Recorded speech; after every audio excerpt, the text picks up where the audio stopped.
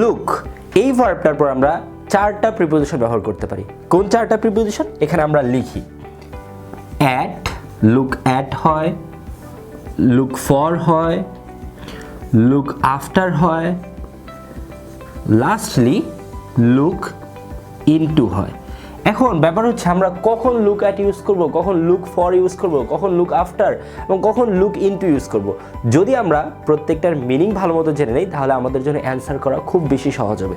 Look at এটার মানে হচ্ছে তাকানো, লুক অ্যাট এটার মানে হচ্ছে তাকানো।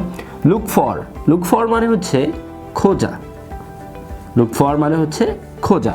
লুক আফটার মানে হচ্ছে কোনো কিছু দেখভাল করা, কোনো কিছুর যত্ন নেওয়া। দ্যাট মিনস লুক আফটার মানে হচ্ছে যত্ন নেওয়া অথবা দেখভাল করা, দেখভাল করা। তারপর লুক ইনটু এটা মানে হচ্ছে অনুসন্ধান করা, লুক ইনটু মানে হচ্ছে অনুসন্ধান করা। দ্যাট মিনস আমরা যদি প্রত্যেকটার মানে জেনে নেই তাহলে আমরা খুব সহজে অ্যান্সার করতে পারবো। কিভাবে? এখানে দেখেন, এখানে হচ্ছে he is looking dash a job. সে, আমরা যদি মানেটা বুঝি, সে কি খুঁজছে? একটা চাকরি খুঁজছে। আর আমরা যখন খোঁজা অর্থে ব্যবহৃত হয় তখন লুকের সাথে কোন প্রিপোজিশন ব্যবহৃত হয়?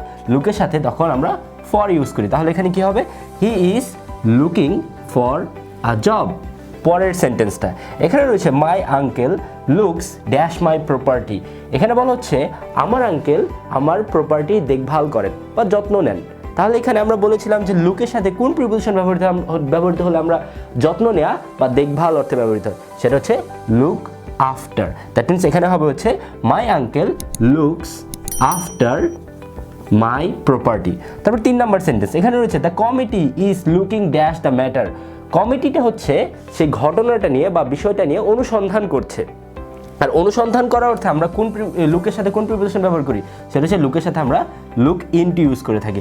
তাহলে এখানে কি হবে? The committee is looking into the matter. Lastly আমরা এখানে রয়েছে লুক ড্যাশ মি। আমরা বলি না আমার দিকে তাকাও, তার দিকে তাকাও। তাকানোর অর্থে আমরা লুকের সাথে কোন প্রিপোজিশন ব্যবহার করে থাকি? এই যে প্রথমে লিখেছি look at, that means look at মানে হচ্ছে তাকানো। তাহলে এখানে কি হবে? Look at me. That means এখন থেকে আমরা আমাদের যদি লুক এই ভার্বটা যদি কোনো পরীক্ষা আসে থাকে এবং এরপরে কোন প্রিপোজিশনটা ব্যবহার করতে হয় আমরা ইনশাল্লাহ সবাই পারবো।